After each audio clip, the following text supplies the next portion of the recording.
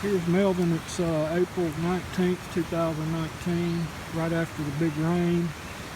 This is the little stream on the mountain behind our place, Piney Mountain. It's usually just a little trickle.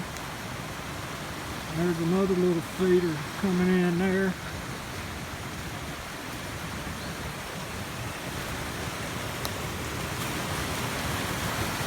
Running pretty good on the top of the mountain there. Cool. There'll be houses all up here in about 10 or 20 years. They'll be covered up, just like the Hollywood Hills. Bearnest.com. I'm actually back here in the bear nest now.